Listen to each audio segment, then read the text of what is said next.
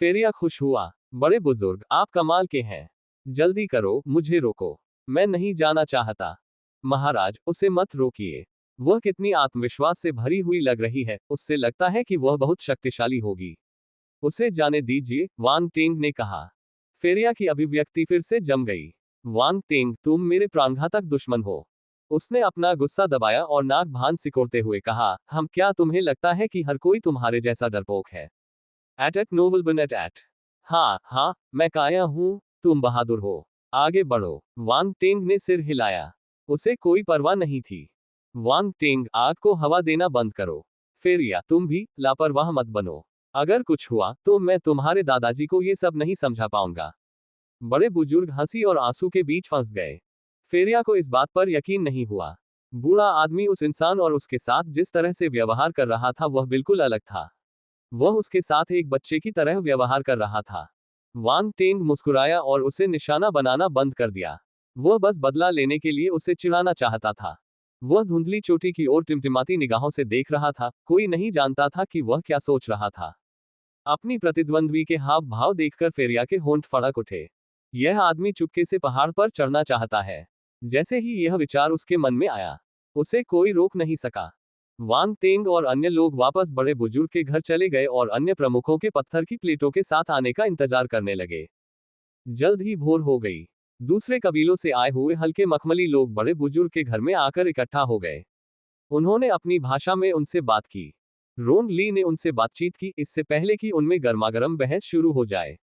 आह, मुझे लगता है कि वे नहीं चाहते कि तुम उनकी पत्थर की प्लेटों को देखो, फेरिया ने प्रसन्नतापूर्वक कहा। अगर मैं यह नहीं कर सकता, तो आप भी नहीं कर सकते। वांग टेंग ने अपनी आंखें बंद कर ली। मैं अलग हूं। मेरे दादाजी ने उनके साथ समझौता किया था, फेरिया ने गर्व से कहा। तुम्हें कुछ भी नहीं मिलेगा। मुझे लगता है कि तुम्हारी जाति ने पहले ही बहुत से लोगों को भेजा है, लेकिन किसी को भी असली विरासत नहीं मिली है ना? वांग टेंग ने पूछा। उसने सही जगह पर वार किया। फेरिया को समझ नहीं आया कि क्या कहे, इसलिए वह निराश होकर एक तरफ हट गई। वह खुद को रोक नहीं सकी। अगर दूसरे लोग न रोक पाए, तो मैं रोक सकती हूँ। जहां तक तुम्हारा सवाल है, तो तुम्हारे पास कोई उम्मीद नहीं है। फिर उसने घृणा से उस युवा व्यक्ति की ओर देखा। वांग टेंग ने हंसते हुए कहा। फेरिया को लगा कि वह रुई के गोले पर मुक्का मार रही है। वह हताश हो गई। मिन इक्वल्स हैश हैश 3 धत्तेरी की। अंत में बड़े बुजुर्ग ने कठोर स्वर में कुछ कहा, जिससे सरदार चुप हो गए। वांग टेंग, आओ। बड़े बुजुर्ग ने युवा नायक को इशारा किया। क्या है? वांग टेंग ने अपनी भौहें उठाई। नतीजा सामने आ गया है। वांग टेंग, बाद में एक बलिदान समारोह होगा। आप और फेरिया बाद में पत्थर की प्लेटों का अध्ययन कर सकते हैं, बड़े बुजुर्ग ने कहा। समारोह? वांग टेंग दंग रह गया। बूढ़े नेता ने कहा, हाँ, जब सभी पत्थर की प्लेटें यहां आ जाएंगी तो हम समारोह आयोजित करेंगे। मुझे इस प्रथा के बारे में नहीं पता था। वांग टेंग ने सिर हिलाया। उसे आश्चर्य हुआ, लेकिन उसने इसके बारे में ज्यादा नहीं सोचा। ये लाइट वेलवेट लोगों के तरीके थे, और वह उनकी इच्छाओं का सम्मान करेगा। लाइट वेलवेट रेस का समारोह। मैंने अपने दादाजी को इसके बारे में बात करते सुना है। मैं हमेशा से इसे देखना चाहती थी। फेरिया झुकी। वह उत्साहित थी। आकाश काला हो गया। प्यारे लोग व्यस्त होने लगे। उन्होंने समारोह के लिए सभी जरूरी सामान तैयार कर लिए। फिर बड़े बुजुर्ग ने वांग टेंग और बाकी लोगों को जनजाति के मैदान के पीछे एक घाटी में ले गए। वांग टेंग के सामने एक विशाल प्राचीन बलि वेदी प्रकट हुई। वेदी के चारों ओर मोटे पत्थर के खंभे बिखरे हुए थे। लाइट वेलवेट के लोगों ने आग जलाई, पूरा स्थान चमक उठा। लपटें सफेद थीं, जो पवित्र एहसास दे रही थीं। हमारे नायक ने उत्सुकता से लपटों को मापा, वे उसकी पवित्र ज्वाला जितनी शक्तिशाली नहीं थी। वे किसी विशेष प्रकाश तत्व वस्तु द्वारा जलाई गई थी। घाटी असाधारण रूप से शांत थी। बलि की वेदी से एक रहस्यमयी ध्वनि उत्पन्न हो रही थी, जिससे आसपास के सभी जीव जंतु शांत हो गए थे। चांदनी एक नदी की तरह बह रही थी और वेदी पर चमक रही थी। गोल स्तंभों पर पवित्र श्वेत ज्वालाएं जल रही थीं, जो पूरी घाटी को प्रकाशित कर रही थीं। वेदी के बीच में एक बहुत बड़ा पत्थर का बर्तन था, जो आयताकार आकार का और 2 मीटर ऊंचा था। अंदर का हिस्सा खाली था। वांग टेंग को आश्चर्य हुआ कि इसका क्या उपयोग है। बाहरी व्यक्ति होने के कारण न तो वह और न ही फेरिया समारोह के दौरान वेदी पर कदम रख सकते थे। उन्होंने उत्सुकता भरी निगाहों से पूरी घटना देखी। वेदी में 6 संकेंद्रित सीढ़ियां थीं। सभी विभिन्न जनजातियों के प्रमुख महान बुजुर्ग के नेतृत्व में वेदी के पास पहुंचे। बाद वाले आयताकार पत्थर के बर्तन के सामने खड़े थे। प्रमुख लोग वेदी के चारों ओर गोल स्तंभों के पीछे पीछे की ओर खड़े थे। हल्की मखमली जाति के शक्तिशाली सदस्य भी घाटी में गए थे। वे वेदी के चारों ओर घुटने टेके और समर्पित भाव से आकाश की ओर अपनी भुजाएं उठाईं। उनके रोएदार चेहरों पर गंभीरता के भाव स्पष्ट थे। एट नोबल बन एट। कुछ रोएदार लोगों को इसमें शामिल होने की अनुमति नहीं थी। वे भी वेदी की सामान्य दिशा में घुटने टेकते थे। माउंट सेंट वेदी के सामने था। बड़े बुजुर्ग और अन्य लोग तैयार थे। पत्थर के बर्तन के सामने सभी प्रकार की पूजा सामग्री रखी गई थी। उन्होंने जीवित प्राणियों का उपयोग नहीं किया, इसके स्थान पर उन्होंने अनेक आध्यात्मिक जड़ी बूटियां और अस्पष्ट प्रकृति के पौधे रखे। सभी प्रसाद सफेद जेड बक्सों में बंद थे। बड़े बुजुर्ग ने खुद उन्हें खोला। हर बार चकाचौंध करने वाली रोशनी निकल रही थी। नक्षत्र प्रकाश बल की घनी मात्रा बिखरी हुई थी, जो आसपास के स्थान को सुगंध से भर रही थी। 10,000 वर्ष। जब फेरिया ने आध्यात्मिक जड़ी बूटियां देखी तो वह आश्चर्यचकित रह गई। 1, 2, 3, 9। हे भगवान, ये 9-10,000 साल पुरानी जड़ी बूटियां हैं। इतना ही नहीं, ये उच्च श्रेणी के प्रकाश तत्व की किस्म की हैं। वह अवाक रह गई। अविश्वास से उसकी आंखें खुली रह गईं। ये सोचकर कि उसने कुछ क्षण पहले बूढ़े आदमी के पौधों को नीची नजर से देखा था, यह उसके चेहरे पर एक जोरदार तमाचा था। वांग टेंग आश्चर्यचकित रह गया। इस बूढ़े आदमी ने अपनी सारी अच्छी चीजें अच्छी तरह छुपा रखी है। ऐसी हरकतों से उसका दिमाग हिल गया। वांग टेंग ने खुद से वादा किया, जाने से पहले मुझे बूढ़े आदमी से और भी उपहार लेने होंगे। उसने फेरिया की तरफ देखा और पाया कि उसका हाव भाव मजेदार था। लड़की हैरान थी, उसका मुंह खुला हुआ था। फेरिया ने उसकी नजर को देखा और अपना संयम वापस पा लिया। उसने कठोर चेहरा बनाया और उसे घूर कर देखा। तुम क्या देख रहे हो? मेरी महिला, आप उन प्राचीन जड़ी बूटियों के बारे में क्या सोचती हैं? वांग टेंग ने हंसते हुए कहा। फेरिया क्रोध से हरा हो गया। वह जानती थी कि इस बार उसका पलड़ा भारी है, इसलिए वह मुड़ी और ऐसा दिखावा किया जैसे उसने उसकी बात नहीं सुनी। अचानक वेदी पर एक अजीब सी आवाज सुनाई दी। इस घटना से एक प्राचीन अनुभूति हुई। वांग टेंग ने वेदी की ओर देखा। जो आवाज कर रहा था वह वास्तव में सबसे बड़ा बुजुर्ग था। उसका सिर उठा हुआ था, जबकि उसकी आवाज उसके गले के अंदर से आती हुई लग रही थी। ये धीमी और वीरान लग रही थी। उसी समय सरदारों ने वही आवाज निकाली। उनकी आवाजें बड़े बुजुर्गों की आवाजों में मिल गईं, एक हो गईं और खामोश रात के आसमान में गूंजने लगीं। बूढ़े नेता ने जेड कंटेनरों से 9 प्राचीन जड़ी बूटियां निकाली और उन्हें पत्थर के बर्तन में डाल दिया। धमाका। पत्थर का बर्तन कंपन करने लगा और उसके अंदर से एक सफेद रोशनी फूट पड़ी। सतह पर अजीबोगरीब पैटर्न चमकने लगे। पैटर्न बर्तन को वेदी से जोड़ते थे, जिससे वेदी पर उकेरे गए पैटर्न भी चमकने लगे। कुछ समय बाद संपूर्ण वेदी स्थल रूनों से ढक गया। यहां तक कि खंभे भी ढके हुए थे। नीचे से लेकर आग तक पैटर्न चढ़े हुए थे, जिससे यह असाधारण और दिव्य लग रहा था। सभी पैटर्न आपस में जुड़ गए और एक अज्ञात और दिव्य चित्र का निर्माण हुआ। वांग टेंग उस छवि से आकर्षित हुआ, लेकिन वह ये नहीं बता सका कि वह क्या थी। सभी 9 आध्यात्मिक जड़ी बूटियां डालने के बाद पूरा वेदी चमक उठा। ऐसा लग रहा था कि गायन चरम पर पहुंच गया है। माउंट सेंट पर कुछ उन्हें जवाब दे रहा था। घना कोहरा थोड़ा छट गया था। धमाका। एक विस्फोट की आवाज सुनाई दी। सेंट पर्वत से एक श्वेत पवित्र प्रकाश की किरण चमककर वेदी पर आ गिरी। एक पल के लिए तो बड़े बुजुर्ग और बाकी लोग अचंभित रह गए, फिर मुस्कुराने लगे। उनके गाने की आवाज और भी तेज हो गई, साथ ही उनका उत्साह और आवाज भी बढ़ गई। उनकी आवाज हवा में गूंजने लगी।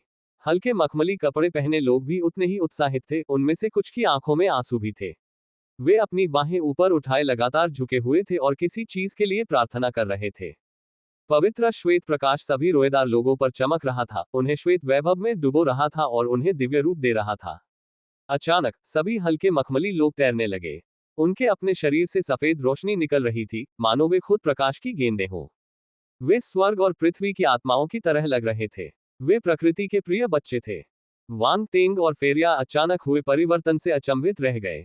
अभी क्या हुआ? हल्के मखमली लोग अचानक क्यों चमक रहे हैं? के बालों वाली लड़की और हमारे युवा नायक के मन में एक ही समय में एक विचार कौन था? यही कारण है कि वे लाइट वेलवेट जाती हैं। वे चमक सकते हैं, उसमें कोई बुराई नहीं है। वांग टेंग को होश आया और उसने पलकें झपकाईं। मामला दिलचस्प था। उन्होंने अपनी वास्तविक आंख को सक्रिय किया। वे परिवर्तनों को समझना चाहते थे, लेकिन उन्हें कुछ भी समझ नहीं आया। उनकी भौहों पर बल पड़े। यहाँ तक कि उसकी असली आंख भी इस घटना को नहीं देख सकी। ये लोग, ये क्या है? पहले तो उसने सोचा कि फरीज ग्रहीय मंच तक ही सीमित है क्योंकि उनकी प्रतिभा सीमित है। अब उसे इस बारे में दूसरे विचार आने लगे। उस दौड़ में बहुत सारे रहस्य थे। ब्रह्मांड में हर जीवन रूप में अपनी विशेष विशेषताएं और प्रतिभाएं हैं। उन्हें कम आंकना बुद्धिमानी नहीं होगी।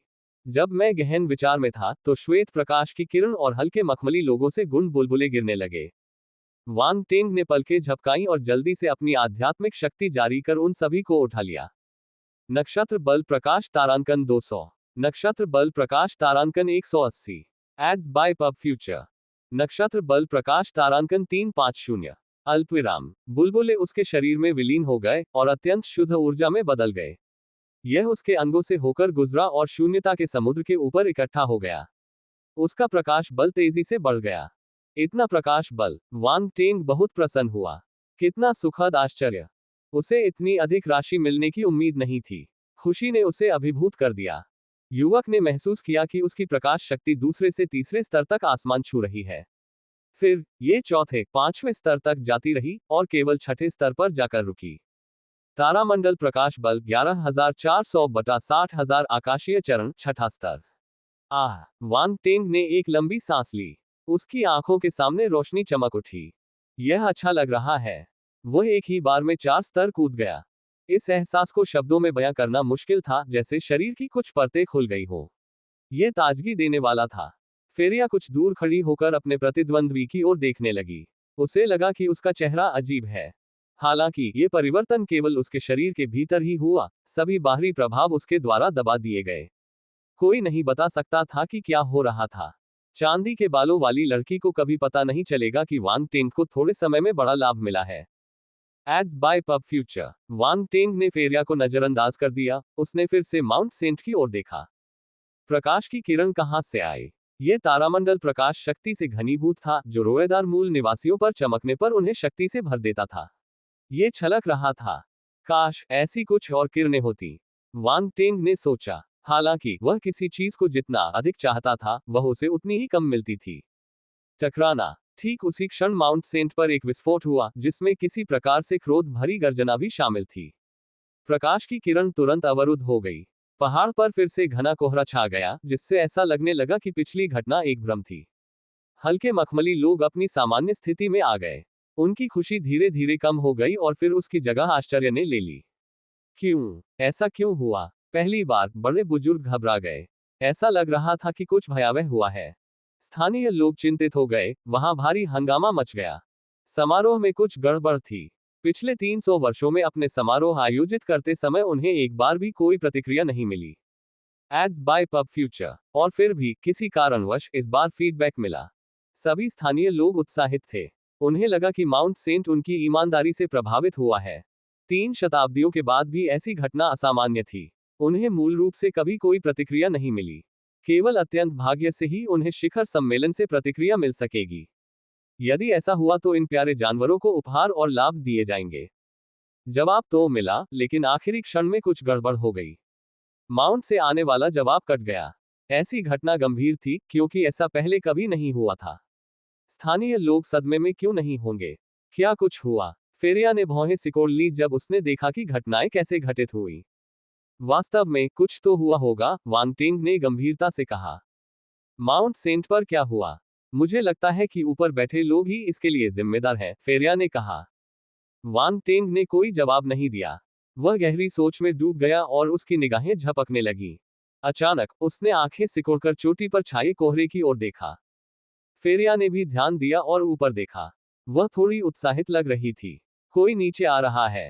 Eight noble at. Swoosh swoosh swoosh. ध्वनि की तेज ध्वनि सुनाई दी।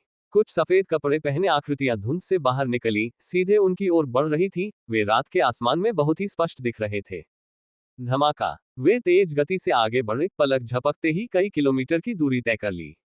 सफेद रोशनी चमक उठी, जो बड़े बुजुर्ग और अन्य लोगों की ओर उमड़ पड़ी। धमाकों की गूंज सुनाई दी। भयावह हमला वेदी पर हुआ, जिसने पूरी जगह को अपनी सफेद चमक से निगल लिया। घटनाएं बहुत तेजी से घटित हुई। स्थानीय लोगों को पता ही नहीं चला कि क्या हो रहा है। हमले से वेदी का क्षेत्र ढक गया था, जिससे जब दर्शकों को होश आया तो वे अदृश्य हो गए। महापुरुष और सभी सरदार प्रकाश में डूब गए थे। महान बुजुर्ग। अगले ही पल हंगामा मच गया। रोएदार मूल निवासियों के बीच पूरी तरह से अव्यवस्था फैल गई। कुछ सफेद आकृतियां आसमान में मंडरा रही थीं और नीचे के दृश्य को देख रही थीं। उनकी आंखें सुनहरी रोशनी से चमक रही थीं, ठंडी और निर्दयी। वेदी पर प्रकाश धीरे धीरे कम हो गया, जिससे स्थिति स्पष्ट हो गई। वहां मौजूद स्थानीय लोग ये देखकर दंग रह गए। अपेक्षित खूनी दृश्य नहीं दिखा। सफेद रोशनी के खत्म होने के बाद दो बलढालें प्रकट हुई। एक सफेद और शुद्ध था, जिससे हल्की सफेद चमक निकल रही थी। दूसरा रंग बिरंगा था, अत्यंत सुंदर था, जिससे हल्की चमक भी उत्पन्न हो रही थी। वांग तेंग और फेरिया ढालों के पीछे थे। वे अपने हाथ ऊपर उठाए हुए वेदी के ऊपर लटके हुए थे। उनके शरीर से शक्ति निकल रही थी, जिससे गुंबदों का निर्माण हो रहा था। वे सही समय पर पहुंचे और बड़े बुजुर्ग तथा सरदारों को बचाने में सफल रहे। वे पूरी तरह सुरक्षित सुरक्षा कवच के अंदर थे। फेरिया की आंखों में आश्चर्य की झलक थी जब उसने वांग टेंग की फोर्स शील्ड पर नजर डाली। Ads by Pub Future. इस आदमी में 5 मूल तत्व मौजूद हैं। जब वे लड़े थे तब उसने उसे 5 तत्व वाली मुट्ठी का इस्तेमाल करते हुए देखा था। इससे उसे लगा कि उसके पास 5 तत्वों वाली काया है। हालांकि उसके प्रतिद्वंद्वी ने तब इसे स्वीकार नहीं किया था। उसकी ढाल पर सभी 5 तत्व प्रदर्शित थे, जिससे उसकी शंका की पुष्टि हो गई। यद्यपि वह गर्वित थी और यह स्वीकार करने को तैयार नहीं थी कि उसके शरीर की क्षमता कितनी महान थी, फिर भी उसे यह स्वीकार करना पड़ा कि यह अत्यंत दुर्लभ था। जिनके पास ये था वे सर्वश्रेष्ठ थे। एट नोबल बन एट। हालांकि उसे अभी भी लगता था कि वह युवक उसके लिए उपयुक्त नहीं है। ऐसा आत्मविश्वास एक प्रकाश तत्व प्रतिभा के योग्य था। वांग टेंग को नहीं पता था कि फेरिया के दिमाग में क्या चल रहा था। अगर उसे पता होता तो वह जोर से हंस पड़ता। 5 तत्व काया। उसके पास ऐसा कुछ भी नहीं था। उनके पास अन्य प्रकार की शारीरिक संरचना भी थी जो किसी भी प्रकार से कमजोर नहीं थी। इसके अलावा उसके पास सभी तरह की ताकतें थीं, यहां तक कि अंधेरी ताकतें भी।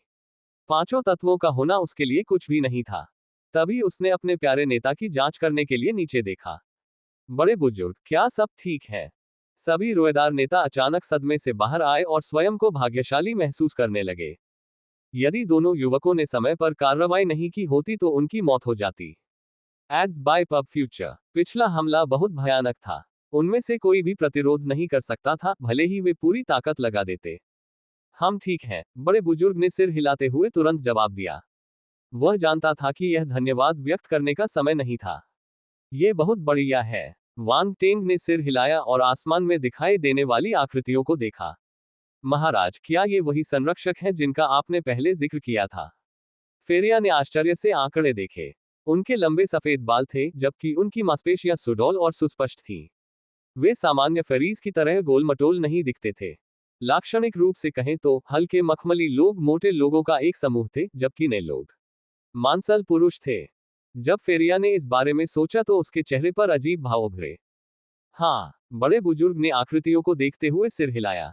तुम्हारे संरक्षक तुम्हारी जान के पीछे पड़े हैं। फेरिया को बुजुर्ग की पुष्टि से आश्चर्य हुआ। वे 300 साल पहले भी ऐसे ही हो गए थे, पूरी तरह से भावनाहीन। बूढ़े नेता ने कटु स्वर और आंखों में उदासी भरकर कहा, कोई भावना नहीं। फेरिया ने भौहें सिकोड़ी। धमाका। Ads by Pub Future. अचानक रक्षकों ने ढालों को निशाना बनाकर दूसरा हमला किया। दोनों परतें हिंसक रूप से हिल गईं। वांग टेंग ने आकाश की ओर देखा और टिप्पणी की, ये संरक्षक बुरे नहीं हैं। अरे, क्या तुम उनसे निपट सकते हो? अगर तुम नहीं कर सकते तो मुझे संभालने दो, बस बड़े बुजुर्ग और बाकी लोगों की रक्षा करो। फेरिया लड़ने के लिए तैयार थी। उसकी मुट्ठियां कसकर बंद थीं और वे घनी चमकदार रोशनी से चमक रही थीं। इसने युवा नायक को पहले की मुट्ठी की रोशनी की याद दिला दी। वांग टेंग ने उसकी उपेक्षा की और वृद्ध नेता से कहा, महान बुजुर्ग, कृपया किनारे हट जाइए, मैं संरक्षकों से मुकाबला करूंगा। सावधान रहो, बूढ़े आदमी ने कहा, ये जानते हुए कि वे केवल चेतावनी के शब्द ही दे सकते हैं। उसने अन्य प्रमुखों के साथ अनुरोध के अनुसार किया और वेदी से दूर चला गया। वांग टेंग ने हाथ हिलाया और उसकी बल ढाल गायब हो गई। फिर वह आसमान में अपने दुश्मनों से मिलने के लिए दौड़ा। मुझे दिखाओ कि संरक्षक क्या करने में सक्षम है, एक धीमी आवाज ने कहा। कमीने, उसने मुझसे पहले ही कदम उठा लिया। फेरिया ने इसे स्वीकार करने से इनकार कर दिया। वह भी आसमान की ओर उछली, उसकी मुट्ठियां चमकदार सफेद रोशनी से फट रही थीं। प्रकाश की मुट्ठी। Boom boom boom. आसमान में जोरदार धमाके गूंज उठे। प्रकाश की मुट्ठी ने रक्षकों पर जोरदार प्रहार किया। कुल 8 दुश्मन थे, जो 2 समूहों में विभाजित थे। वांग टेंग और फेरिया 4-4 संरक्षकों को संभाल रहे थे, जो एक बड़ी लड़ाई में बदल गया। हैरानी की बात यह है कि फेरिया से लड़ने वाले चारों संरक्षक उसकी मुट्ठी के प्रकाश से बच नहीं पाए। उन्होंने अपने हाथ आगे बढ़ाए और प्रकाश की किरणें फूट पड़ी।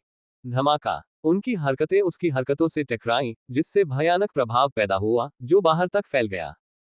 दोनों ही हमलों से दूसरे पक्ष को कोई नुकसान नहीं पहुंचा। अंततः जब फेरिया गंभीर हुई तो उसके चेहरे का भाव थोड़ा बदल गया। चारों संरक्षक ब्रह्मांड के शिखर पर थे। वह शक्तिशाली थी, लेकिन चारों के खिलाफ जाने के लिए कुछ प्रयास की आवश्यकता थी। उसने एक तरफ देखा। वांग टेंग बाकी 4 संरक्षकों से मुकाबला कर रहा था। युवा नायक ने उनसे निपटने के लिए अपनी 5 तत्व वाली मुट्ठी का इस्तेमाल किया और क्रूर बल का इस्तेमाल किया। उन्होंने एक दूसरे पर कई वार किए। हम्फ।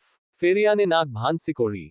उसकी नजर प्रतिस्पर्धी हो गई। वह दूसरे से हारना नहीं चाहती थी, इसलिए उसे जल्दी से अपना हिस्सा संभालना पड़ा।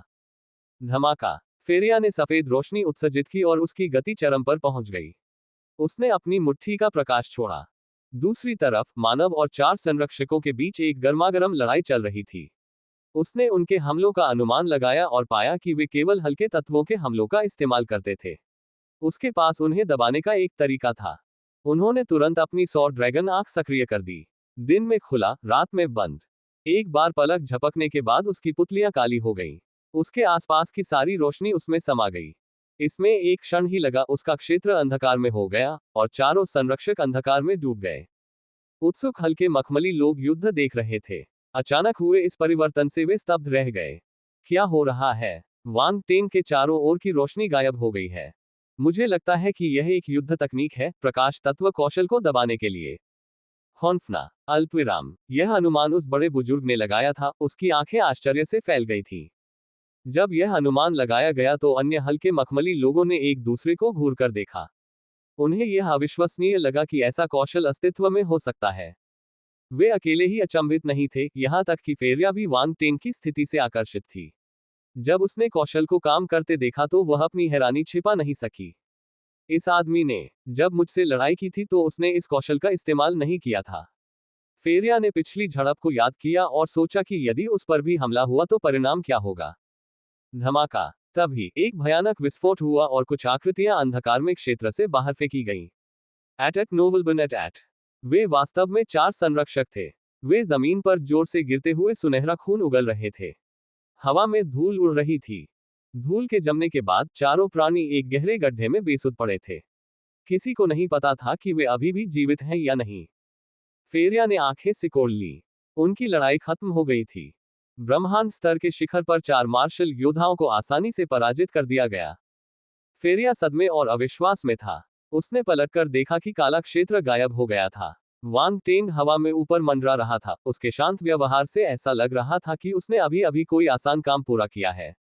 उसने उसकी निगाहें देखी और उसकी ओर देखा। उसके होठों के कोने थोड़े ऊपर उठ गए। फेरिया ने दांत पीस लिए। वह हार मानने को तैयार नहीं थी। Boom boom boom. उसके हमले और भी ज्यादा भयानक हो गए और बाकी 4 रक्षक पीछे हटने लगे। वे उसकी गति के साथ तालमेल नहीं रख पाए। वे मजबूत तो थे, लेकिन उनमें युद्ध का अनुभव कम था। वे कठपुतलियों की तरह चलते थे, कठोर और दृढ़। वे उसके मुकाबले में बिल्कुल भी नहीं थे। अंततः वे भी अन्य 4 की तरह पराजित हो गए। ये लड़की बुरी नहीं है। वांग टेंग ने अपनी भौहें उठाईं। फेरिया का चेहरा काला पड़ गया था। वह दुखी थी क्योंकि उसने 4 प्राणियों की देखभाल करने में बहुत समय लगाया था। वह वांग टेंग की बराबरी नहीं कर सकती थी। ये सोचना कि मैं अपनी ही सहकर्मी से हार गई हूं। वह एक गर्वित महिला थी, इसलिए ये स्वीकार करना मेरे लिए कठिन था। उसी युवक को पहले भी उसके हाथों कष्ट सहना पड़ा था, इसलिए वह उसे नीची दृष्टि से देखती थी। यह अंतर क्रोधित करने वाला था। वांग टेंग और फेरिया उतरे। फेरिया उदास भाव से एक भी शब्द बोलने को तैयार नहीं था। बड़े बुजुर्ग और सरदारों को अभी भी अपना संयम वापस पाना था। वांग टेंग और फेरिया की योग्यताएं उनकी कल्पना से भी परे थीं। क्या वे वाकई युवा हैं? ये संरक्षक बुरी तरह घायल हो गए हैं। बड़े बुजुर्ग, हम उनके साथ क्या करें? वांग टेंग ने पूछा। उन्हें बंद कर दो, बूढ़े नेता ने कुछ सोचने के बाद कहा। फिर इससे पहले कि वांग टेंग जवाब दे पाता, उसने कृतज्ञतापूर्वक कहा, धन्यवाद। अगर आप दोनों नहीं होते तो हम खतरे में पड़ सकते थे। आपका स्वागत है। यह कोई बड़ी बात नहीं है। वांग टेंग मुस्कुराया। फेरिया भी विनम्रता से पेश आना चाहती थी, लेकिन उसका जवाब सुनकर उसके शब्द गले में ही अटक गए। कोई बड़ी बात नहीं है, इसका क्या मतलब है आपका? टेंग ने कुछ देर तक बड़े बुजुर्ग से बातचीत की। फिर उसने अपने आसपास के माहौल को देखा और उस क्षेत्र में बिखरे हुए विशेष बुलबुले उठाए।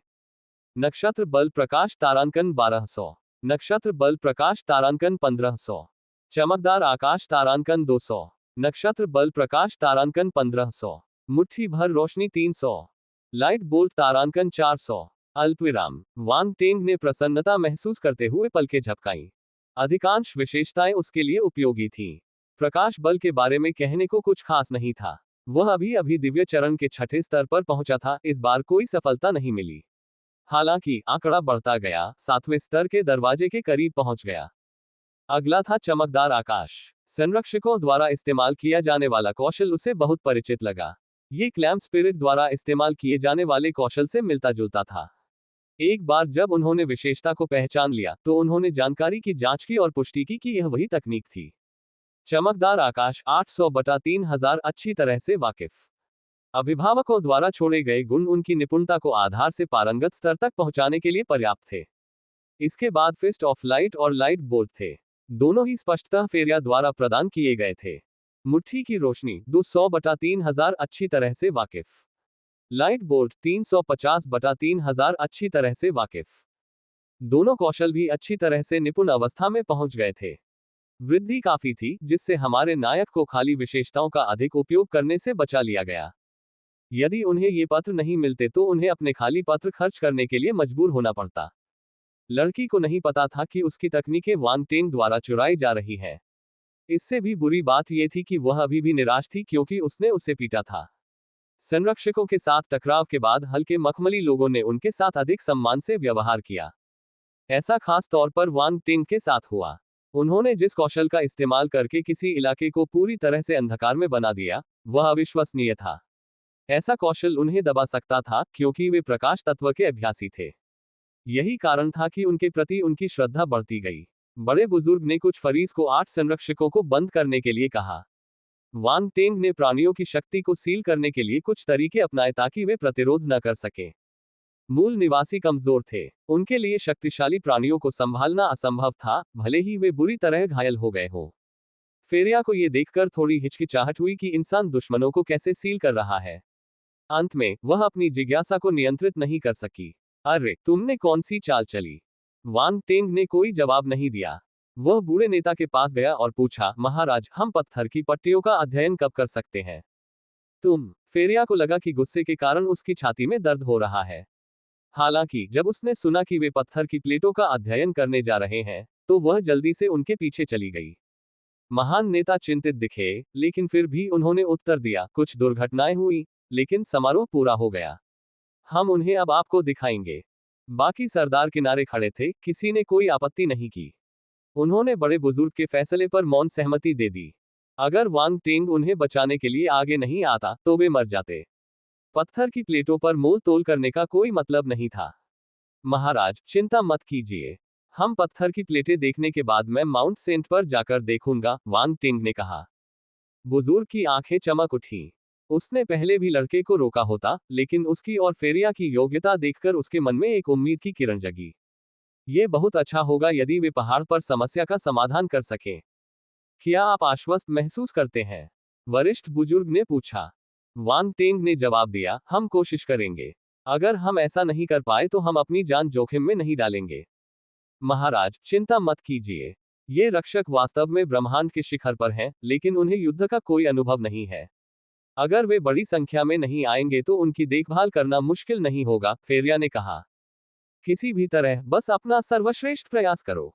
तुम्हारा जीवन ही सबसे अधिक महत्वपूर्ण है, महान बुजुर्ग ने कहा। मेरा एक सवाल है, फेरिया ने अचानक उत्सुकता से पूछा, माउंट सेंट पर कितने संरक्षक हैं? बूढ़े आदमी ने अपनी यादों को खंगालने में कुछ समय लगाया। फिर उसने कहा, पहले 12 थे। फिर माउंट सेंट धुंध में ढका हुआ था, इसलिए हमने कुछ बैचों को जांच करने के लिए भेजा। वहां 100 से ज्यादा लोग होने चाहिए। फेरिया उद्धरण चिन्ह ... कम से कम 100 संरक्षक? वांग टेंग ने पूछा। एट नोबलबन एट खांसी। हाँ, बड़े बुजुर्ग ने अजीब ढंग से सिर हिलाया। तुम लोगों को वहां क्यों भेजते रहे, जबकि तुम्हें पता था कि वहां कुछ गड़बड़ है?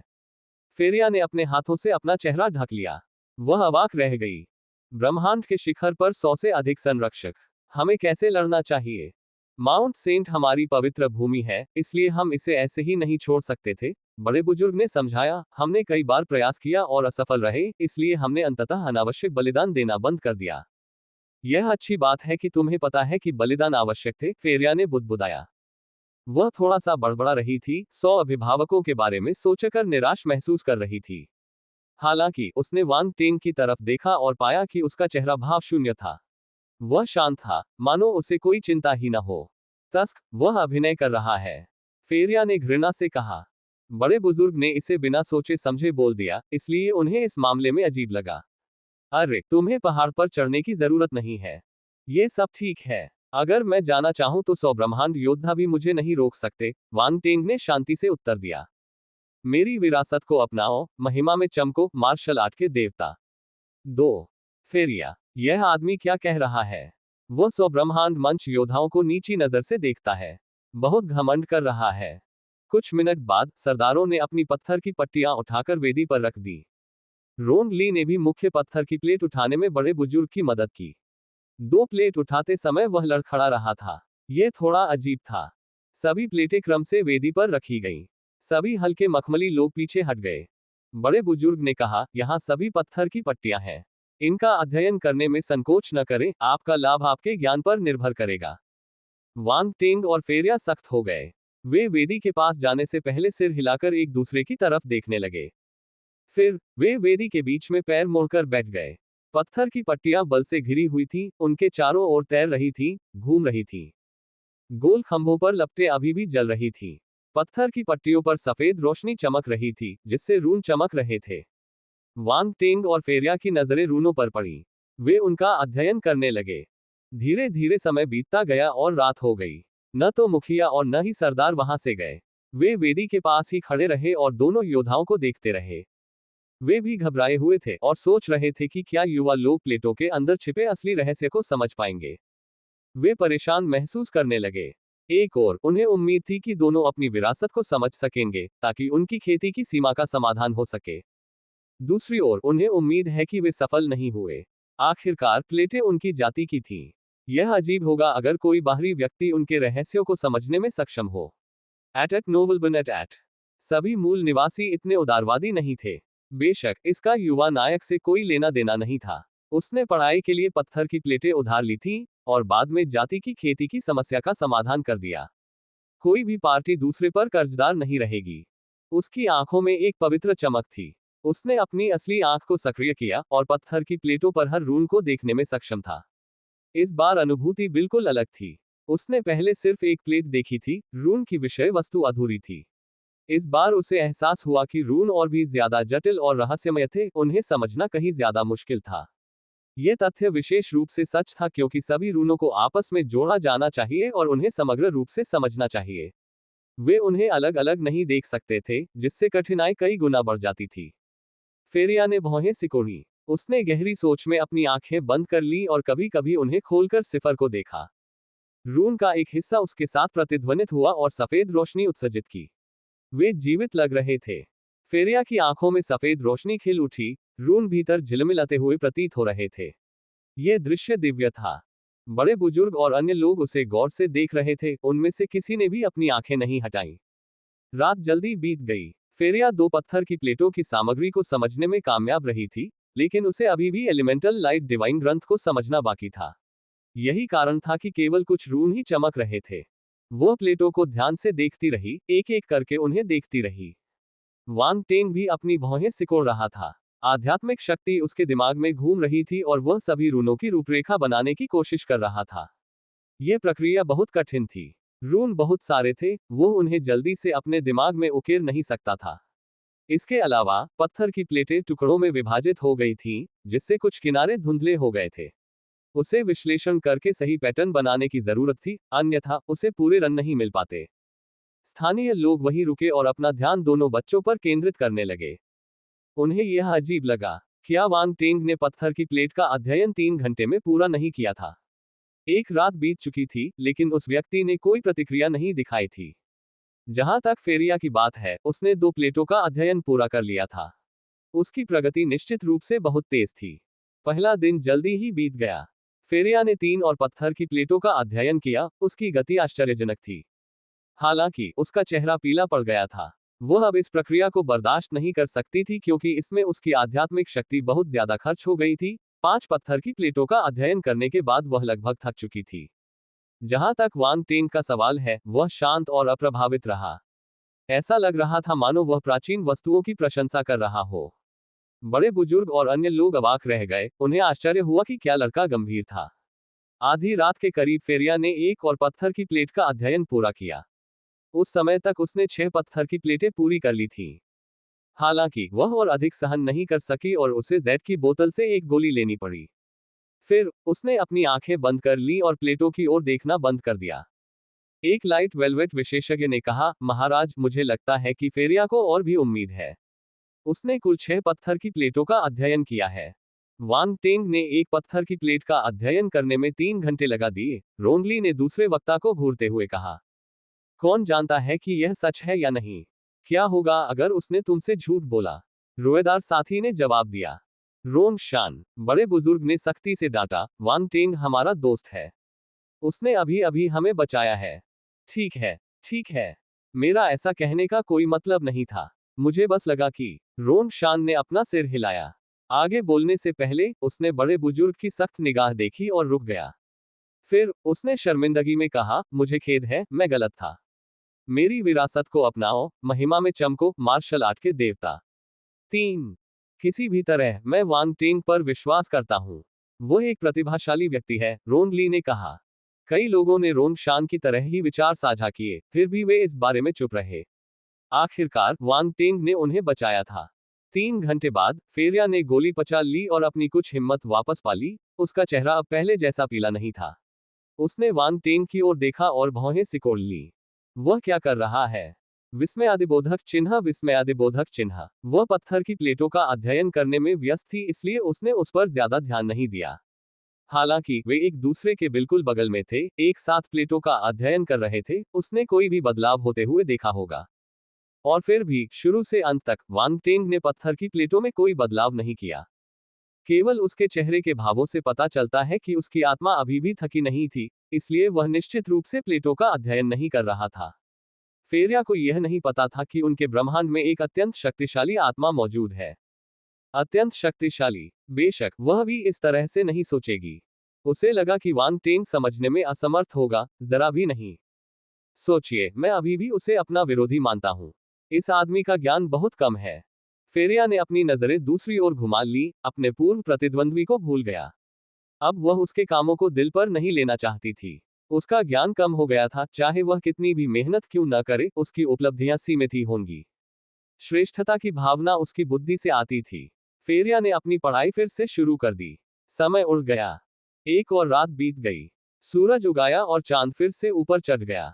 तीसरे दिन तक फेरिया ने 3 गोलियां खा ली थी और 12 पत्थर की प्लेटों को समझ लिया था। वह अब और आगे नहीं बढ़ सकती थी।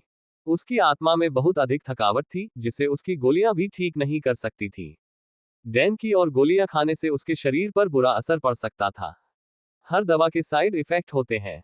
डैन की गोलियां भी इसका अपवाद नहीं थी। उसके सप्लीमेंट्स उच्च श्रेणी के थे, लेकिन वे संपूर्ण नहीं थे। उनका अंतहीन सेवन जोखिम भरा था। उसने बाकी बची हुई प्लेटों को देखा। उनके रून विशेष रूप से जटिल थे, पहले दर्जन से भी अधिक। क्रम के आधार पर प्लेटें और अधिक जटिल हो गईं। उसे 12वीं के साथ आगे बढ़ना मुश्किल लगा, और वह इसे समझने में लगभग असमर्थ थी। वह तभी हार मान सकती थी जब 13वीं की बारी आई। चांदी के बालों वाली लड़की को लगा कि यह उसके लिए दुख की बात है, हालांकि वह अनिच्छुक थी, लेकिन उसके पास कोई विकल्प नहीं था। उसने आह भरी और खड़ी हो गई।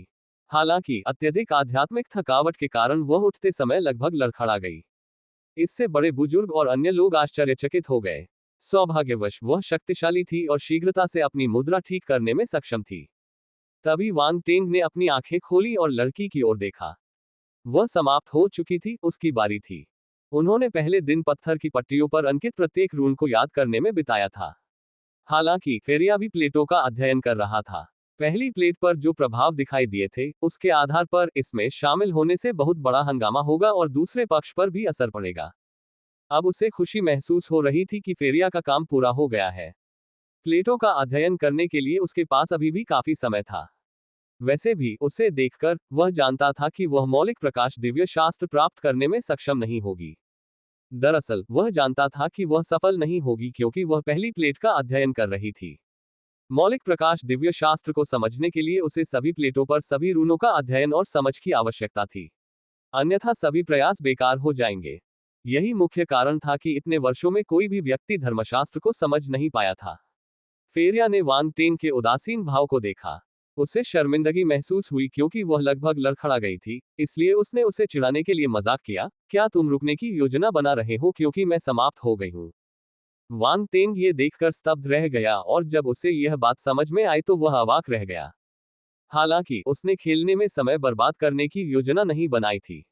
उसने अपनी पीठ को फैलाया और कहा, अगर तुम्हारा काम हो गया है तो कृपया चले जाओ। मैं शुरू करने वाला हूँ। क्या मतलब है तुम्हारा? फेरिया ने भौहें सिकोड़ी। कुछ नहीं, मैं तुम्हारा इंतजार करते करते लगभग सो गया था, वांग टेंग ने शांति से जवाब दिया। तुम? फेरिया लगभग भड़क उठी। फिर उसने कुछ सोचा और मुस्कुराई। जरूर, अपना अभिनय जारी रखो। वेदी पूरी तरह से तुम्हारी है, कृपया अपना शो शुरू करो। वह वेदी के नीचे चली गई और फिर उस युवक को घृणा से देखने लगी। उनकी बातचीत सुनकर बड़े बुजुर्ग और दूसरे लोग समझ नहीं पाए कि क्या जवाब दें। यहां तक कि बूढ़े नेता का भी लड़के पर से भरोसा डगमगाने लगा। हालांकि ये संभवतः आखिरी बार था। उन्हें जल्द ही पता चल जाएगा कि वांग टेंग रूनों को समझ सकता है या नहीं। युवा व्यक्ति ने उस परेशान करने वाली लड़की को नजरअंदाज कर दिया। जब वह वेदी से नीचे चली गई तो उसने फिर से अपनी आंखें बंद कर ली। अचानक उसके शरीर से एक चमकदार सफेद रोशनी फूट पड़ी। हल्का शरीर। इस शारीरिक अभिव्यक्ति ने उसे श्वेत प्रकाश की शुद्ध और पवित्र परत से ढक दिया। वह एक देवता की तरह लग रहा था। क्या? फेरिया अवाक रह गई। उसके चेहरे पर उपहास और घृणा का भाव गायब हो गया और जल्द ही उसकी जगह आश्चर्य ने ले ली। प्रकाश की शक्ति अत्यंत सघन थी। ये कैसी काया है? उसने अपना दिमाग खपाया और जितने भी प्रकाश तत्व वाले शरीरों के बारे में वह जानती थी, उन सभी को गिना, लेकिन वह ये नहीं बता सकी कि वह कौन सा था। बड़े बुजुर्ग और अन्य लोग भी उतने ही चौंके हुए थे। वे हैरानी से उस इंसान को देख रहे थे। एट नोबल एट युवा नायक वेदी पर पैर मोड़कर बैठा था। पवित्र चमक से घिरा हुआ वह ऐसा लग रहा था जैसे वह प्रकाश के नीचे जन्मा अमर हो। पत्थर वांग टेन के निर्देश का जवाब दे रहे थे और रून जीवंत हो उठे तथा चमकदार रोशनी के साथ चमकते हुए प्लेटों से बाहर निकलकर हवा में तैरने लगे।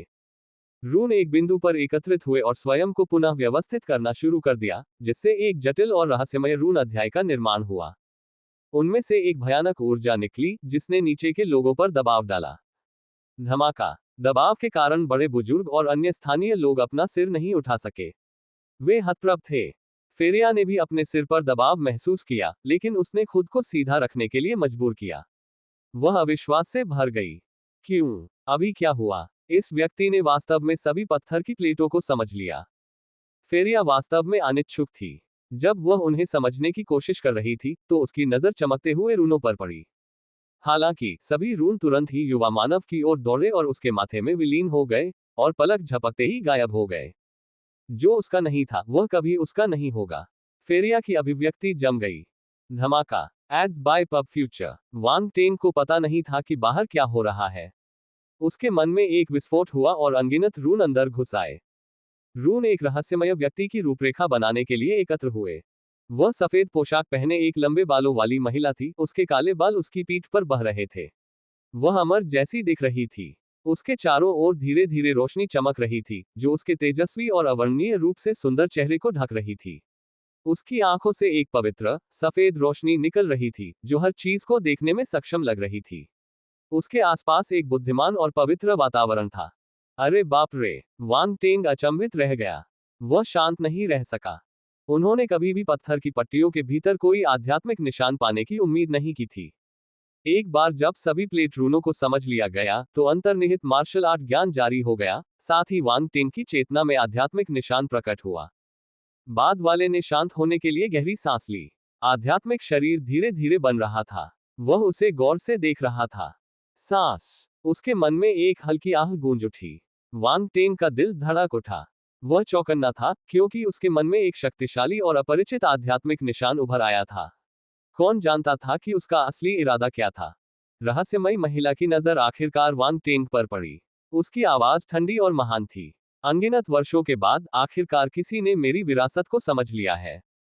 वरिष्ठ। वांग टेंग सतर्क रहा, लेकिन फिर भी उसने सम्मानपूर्वक सिर झुकाया। Ads by Pub Future. रहस्यमयी महिला ने बिना किसी भावना के युवा नायक को देखा। फिर उसने अचानक अपना हाथ उठाया और जेड सफेद उंगली से वांग टेंग के माथे की ओर इशारा किया। ये गति धीमी प्रतीत हुई, लेकिन ये तुरंत उसके माथे तक पहुंच गई। उसके पास प्रतिक्रिया करने का कोई मौका नहीं था। बूम एट नोवल बनेट एट। एक जोरदार धमाका हुआ। उसकी उंगली के जरिए कई रून वांग टेंग के आध्यात्मिक शरीर में प्रवाहित हुए। मेरी विरासत को अपनाओ, महिमा में चमको, मार्शल आर्ट के देवता। वह ठंडी आवाज बहुत देर तक उसके दिमाग में गूंजती रही। पता नहीं कितनी देर बाद वांग टेंग ने धीरे धीरे अपनी आंखें खोली और एक लंबी सांस छोड़ी। तभी उसकी आंखों में एक चमकदार सफेद रोशनी चमक उठी। वेदी के नीचे खड़े लोग, जो अभी भी उसे ध्यान से देख रहे थे, तुरंत ही तेज रोशनी से अंधे हो गए। सौभाग्यवश ये चमक केवल कुछ क्षण तक ही रही, लगभग एक भ्रम की तरह।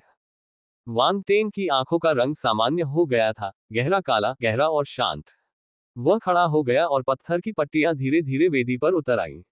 रून अभी भी वहां थे, लेकिन मार्शल आर्ट का ज्ञान गायब हो गया था। भविष्य में उनका अध्ययन करने वाले किसी भी व्यक्ति को केवल कुछ ज्ञान और युद्ध तकनीकें ही प्राप्त होंगी। मौलिक प्रकाश दिव्य शास्त्र कभी भी पुनः प्रकट नहीं होगा। बड़े बुजुर्ग पास आए और कुछ हिचकिचाहट के बाद पूछा, वांग टेंग, क्या तुम सफल हुए? फेरिया ने वांग टेंग के चेहरे को गौर से देखा। वह परिणाम को स्वीकार करने को तैयार नहीं थी। वांग टेंग ने सिर हिलाया। मैं भाग्यशाली था कि मुझे एक बुजुर्ग द्वारा छोड़ा गया मार्शल आर्ट ज्ञान प्राप्त हुआ। टेंग महान बुजुर्ग के प्रति सच्चा नहीं था। मार्शल आर्ट ज्ञान और दिव्य स्तर के शास्त्र दो अलग अलग चीजें थीं। पहला तो एक प्रकार का सैन्य ज्ञान था, जो रूनों के रूप में पीछे छूट गया था। दिव्य स्तर का धर्मग्रंथ एक प्रकार की विरासत थी। बूढ़े आदमी और फेरिया दोनों की नजर में ये युद्ध कौशल की तरह लग रहा था। वे इसके भारी दबाव को महसूस कर सकते थे, हालांकि वे इसके भीतर छिपे दिव्य स्तर के शास्त्र के बारे में अनभिज्ञ थे। किसी भी दर्शक को कुछ भी संदेह नहीं हुआ। युद्ध संबंधी ज्ञान प्राप्त करना महान बात थी। यह एक शक्तिशाली योद्धा की समझ थी जिसे अंकित किया गया था। इसमें बहुत सारी जानकारी होगी। ऐसी चीज भविष्य के मार्शल योद्धाओं का मार्गदर्शन कर सकती है और उन्हें एक सुगम मार्ग पर चलने में मदद कर सकती है। ऐसा सौभाग्य मिलना कठिन था। ये युद्ध तकनीक या प्रकाश तत्व तकनीक से कहीं बेहतर था। फेरिया की आंखें तुरंत लाल हो गईं। वह अपने दिल में ईर्ष्या और घृणा को दबा नहीं पाई।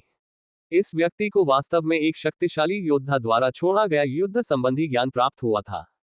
उस समय जो भारी दबाव था, उसके आधार पर वह विशेषज्ञ निश्चित रूप से शाश्वत अवस्था में था, और एक रूढ़िवादी अनुमान लगाया जा सकता है। वह एक शाश्वत अवस्था शासक भी हो सकता था। शाश्वत मंच शासक कौन था? यदि शाश्वत अवस्था को शक्ति के अनुसार वर्गीकृत किया जाए तो इसे 3 श्रेणियों में विभाजित किया जाएगा: मार्किस, ड्यूक और शासक। Ads by Pub Future. प्रत्येक स्तर के बीच का अंतर बहुत बड़ा था। सनातन अवस्था के शासक सनातन अवस्था के सभी योद्धाओं में सबसे शक्तिशाली थे। वे अत्यंत शक्तिशाली थे, लगभग ईश्वरीय क्षेत्र के योद्धाओं के बराबर। उस स्तर के लोग अत्यंत दुर्लभ थे, केवल किंवदंतियों में ही विद्यमान थे। पीछे छोड़ा गया युद्ध संबंधी ज्ञान अत्यंत भयावह होगा, तथा उसका मूल्य अकल्पनीय होगा। एट नोबल बनेट एट। यहां तक कि फेरिया के दादा, जो एक शाश्वत मंच के ड्यूक थे, भी भावुक हो जाते यदि उन्हें किसी शाश्वत मंच के शासक द्वारा छोड़ी गई कोई सैन्य ज्ञान की जानकारी मिल जाती। वांग टेंग को पता नहीं था कि कोई गलतफहमी हुई थी। यह कोई शाश्वत स्तर के शासक द्वारा छोड़ी गई वस्तु नहीं थी। यह एक देव स्तर के योद्धा द्वारा छोड़ी गई वस्तु थी। आप इसमें गलत नहीं हो सकते। उस रहस्यमयी महिला की एक नजर ही उसकी आत्मा को कांपने पर मजबूर कर सकती थी, मानो ऊपर से कोई देवता दुनिया की निगरानी कर रहा हो। कोई भी उसकी आंखों में नहीं देख सकता था। इसके अलावा उनकी विरासत एक दिव्य स्तर का धर्मग्रंथ थी। मार्शल आर्ट के देवता। यह तकनीक वास्तव में ईश्वरीय स्तर तक पहुंचने में सक्षम थी। यह अत्यंत दुर्लभ था। साधारण सनातन चरण योद्धाओं के पास मूलतः कभी भी इतने बड़े ग्रंथ नहीं होते। मुझे आश्चर्य है कि वह आखिर कहां चली गई, या वह गिर गई है, वांग टेंग ने सोचा। जब उसने उस महिला के बारे में सोचा तो उसका दिल धड़क उठा। क्या ऐसा व्यक्ति भी नष्ट हो सकता है? वांग टेंग को कुछ भी पता नहीं था, न ही उसके पास उसकी उत्पत्ति के बारे में अनुमान लगाने के लिए कोई सुराग था। जिस बात ने उसे सबसे अधिक आश्चर्यचकित किया वह थी रहस्यमयी स्त्री और बीज के अंदर की प्रकाशमय आकृति की समानता। फिर भी उन्हें यकीन था कि वे दो अलग अलग व्यक्ति थे। बीज के अंदर वाला बहुत कमजोर था, वह उससे आसानी से निपट सकता था। रहस्यमयी महिला एक ही व्यक्ति कैसे हो सकती है? दोनों महिलाएं पूरी तरह से अलग अलग स्तर की थीं। वांग टेंग ने सोचा, लगता है अगर मुझे जवाब चाहिए तो मुझे पहाड़ पर चढ़ना पड़ेगा।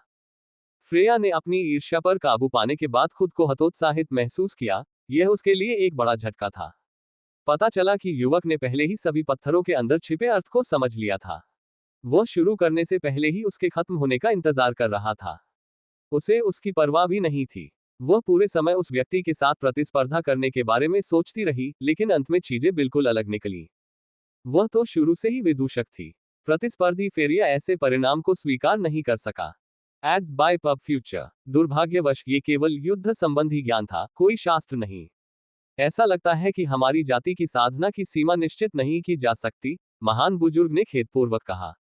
अन्य प्रमुख भी अत्यंत निराश दिखे। महाराज, आप बहुत ज्यादा चिंता करते हैं। वांग टेंग मुस्कुराया। युद्ध के ज्ञान ने मुझे आपकी समस्या को हल करने के लिए और भी ज्यादा आत्मविश्वास दिया है। चिंता न करें, मेरे पास कुछ उपाय हैं, मुझे थोड़ा समय दें ताकि मैं आपकी समस्या को पूरी तरह से हल कर सकूं। सचमुच? बड़े बुजुर्ग की आंखें तुरंत चमक उठी। मैं तुमसे झूठ नहीं बोलूंगा। वांग टेंग मुस्कुराया। हालांकि समय आने पर तुम्हें मुझे अपनी साधना विधियां दिखानी होंगी ताकि मैं उपाय बता सकूं और सभी को बेहतर बनने में मदद कर सकूं। कोई बात नहीं, कोई बात नहीं, बड़े बुजुर्ग ने जल्दी से कहा। फेरिया बोलने में झिझक रहा था। धर्मग्रंथों में परिवर्तन करना और यहां तक कि नए धर्मग्रंथों की रचना करना भी कोई आसान काम नहीं था। यहां तक कि यदि यह मात्र गृह स्तरीय शास्त्र होता तो भी यह हास्यास्पद रूप से कठिन होता, और ऐसा कुछ जिस पर शक्तिशाली ज्ञान और अनुभव की प्रचुरता के बिना विचार भी नहीं किया जा सकता था। वांग टेंग बहुत युवा था। उसके पास आवश्यक अनुभव कैसे हो सकता था? लेकिन फिर उसे याद आया कि कैसे उसने पत्थर की पट्टियों पर अंकित जानकारी को समझ लिया था। उसका ज्ञान बहुत अधिक था। उसने स्वयं इसका प्रयास किया और उसे पता चला कि यह कितना कठिन था। इसके अलावा उसने उनमें मार्शल ज्ञान प्राप्त किया था। एक मौका था कि वह वास्तव में हल्के मखमली लोगों की साधना पद्धति में बदलाव ला सकता था। चलो पहले वापस चलते हैं, वांग टेंग ने कहा। दोनों में से किसी भी नेता को कोई आपत्ति नहीं थी। सभी लोग वेदी घाटी छोड़कर अपने अपने कबीलों में लौट गए। बड़े बुजुर्ग वांग टेंग को अपने निवास पर ले गए और कहा, आप यहाँ आराम कर सकते हैं। पत्थर की शिलाओं को समझने में बहुत ऊर्जा खर्च हुई होगी। हमारे मुद्दों के बारे में जल्दबाजी करने की कोई आवश्यकता नहीं है। आपके आराम करने के बाद हम बात करेंगे। हालांकि वह बहुत चिंतित थे, लेकिन उन्होंने इसका कोई संकेत नहीं दिया। इसके बजाय उन्होंने पहले युवा नायक के ठीक होने का ध्यान रखा। आप मेरे पास समीक्षा के लिए शास्त्र ला सकते हैं। मैंने बहुत अधिक ऊर्जा खर्च नहीं की, और वापस आते समय मैं काफी हद तक ठीक हो गया हूं। वांग टेंग ने कहा।